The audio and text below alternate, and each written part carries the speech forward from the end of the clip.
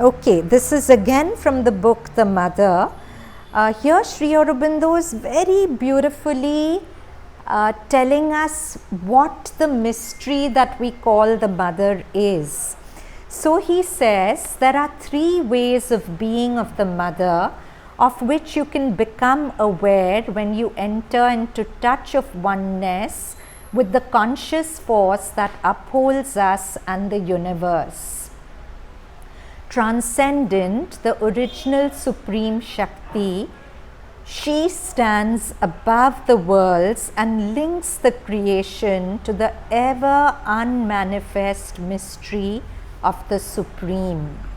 Universal, the cosmic Mahashakti, she creates. So he is saying there are three statuses of the Mother. There is the transcendent Mother, which transcends creation. She's the highest, and from there she's sort of sending out the lines of creation. She's planning everything. Universal, the cosmic Mahashakti, she creates all these beings and contains and enters, supports and conducts all these million processes and forces. So when we say everything here is the Mother, that's the universal Mother, her presence in everything in the universe. Individual, she embodies the power of these two vaster ways of her existence, making them living and near to us, and mediates between the human personality and the divine nature. But, so individual, in each individual she is there as the psychic being. But personally too, she has stooped to descend into the darkness. So this Mother that we see is what he's talking about, because when somebody asked Sri Aurobindo after reading the book Mother, is this the Mother you're talking about? And he said an emphatic yes. So can you imagine that this form that we are seeing, that sometimes all of us take for granted, it's the transcendent Mahashakti, the universal Mahashakti, all of that as if it's made a summary of itself and come to us to show its face.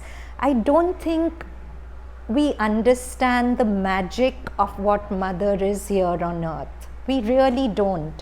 We get too lost in the human face and the human body, but we must remember Mother said she took 900 years on occult plane to create a body in which she could descend on earth. So that's what Sri Aurobindo is saying.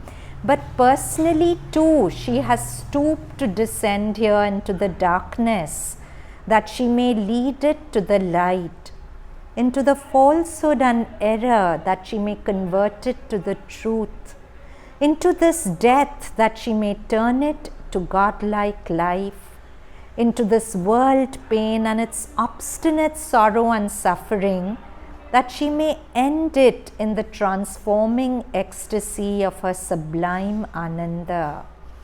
In her deep and great love for her children, she has consented to put on herself the cloak of this obscurity, condescended to bear the attacks and torturing influences of the powers of darkness and falsehood, born to pass through the portals of birth, that is death, taken upon herself the pangs and sorrows and sufferings of creation, since it seemed that thus alone could it be lifted to light and joy and truth and eternal life.